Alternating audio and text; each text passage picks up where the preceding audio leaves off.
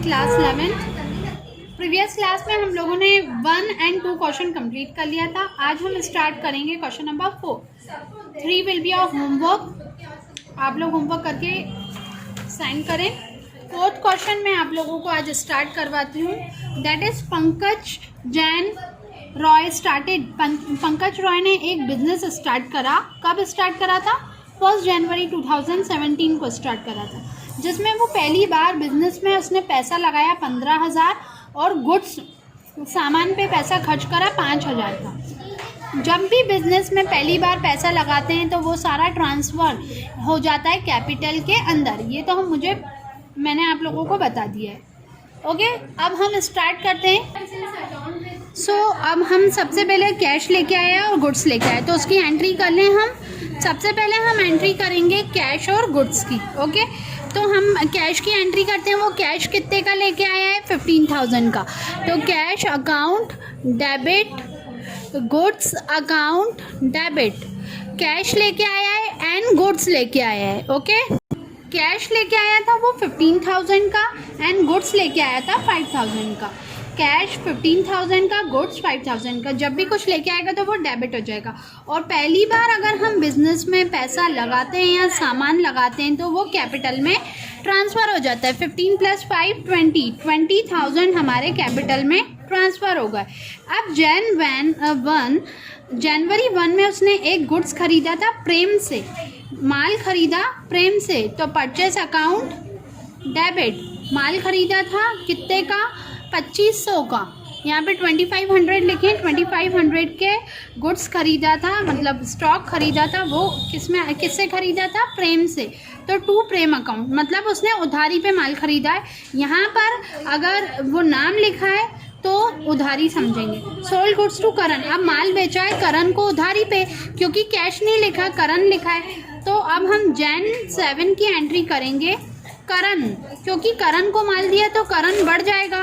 Karan account debit to sales. बेचा है ना, सेल हमेशा क्रेडिट होती है और परचेस हमेशा डेबिट होता है। कितने का माल बेचा? 800 रुपये का।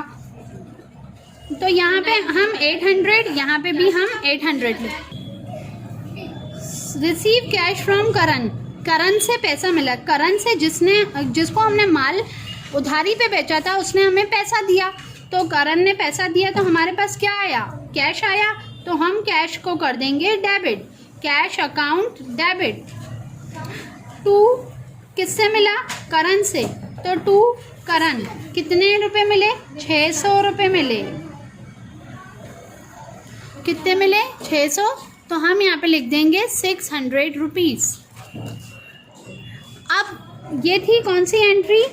Jan 10 की एंट्री थी। ओके, अब हम Jan 12 की एंट्री करेंगे।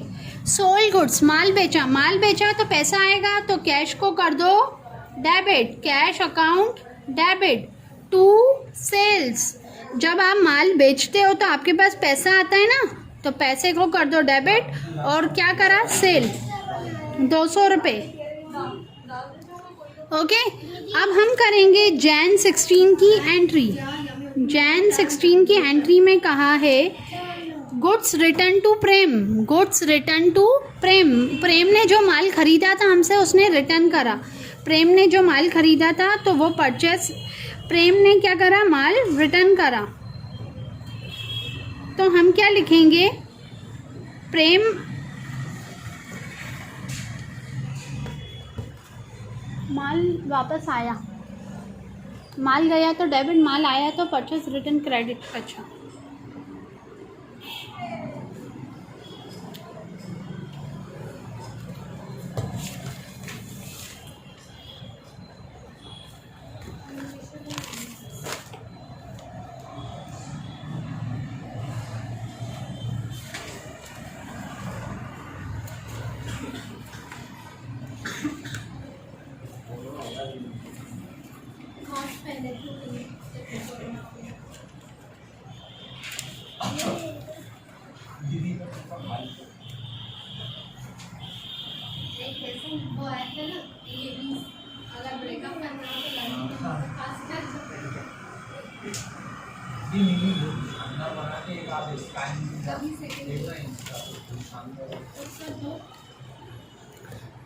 तो स्टॉक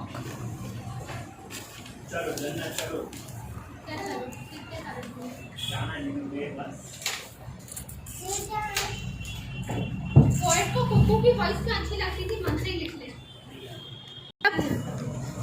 बीच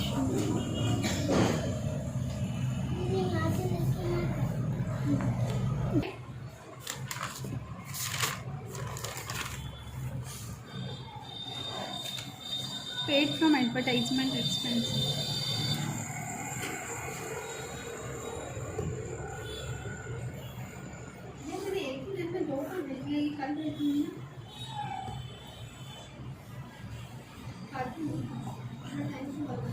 वही तो advertisement account debit to cash 230 rupees. आप कोई भी चीज़ एडवर्टाइज करोगे तो आपका पैसा लगेगा। ये एंट्री थी जैन 28 की। अब जैन 31 की एंट्री देखते हैं हम। कमीशन रिसीव फ्रॉम विजय, विजय से कमीशन मिली तो पैसा आया, तो कैश अकाउंट डेबिट। कहाँ से आया? टू कमीशन रिसीव्ड, कमीशन मिली ना, तो टू कमीशन रिसीव कितने रुपए की? 150, तो हम यहाँ पे 150 लिख देंगे।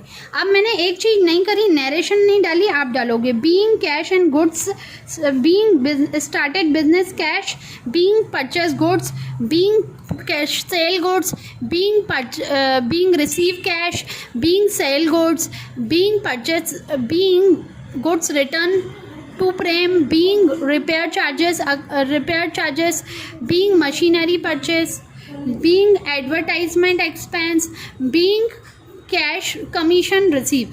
तो मैंने नरेशन नहीं करी है क्योंकि मैंने 2 क्वेश्चन में नरेशन लिखना सिखाया था। अब आप खुद लिखेंगे। ओके, क्वेश्चन नंबर 4 मैंने कंप्लीट करवा दिया है। क्वेश्चन नंबर 3 आपको खुद ही होमवर्क करना है। अगर आप होमवर्क नहीं करते हैं तो मैं आगे वीडियो सेंड नहीं करूँगी। अब से नया टॉपिक स्टार्ट होगा जो कि होगा compound interest, compound entries. Compound entries normal entry से बिल्कुल अलग होती हैं, तो अगर पढ़ना है तो होमवर्क साइन करना पड़ेगा, नहीं तो आप लोग खुद ही पढ़ें। Thank you.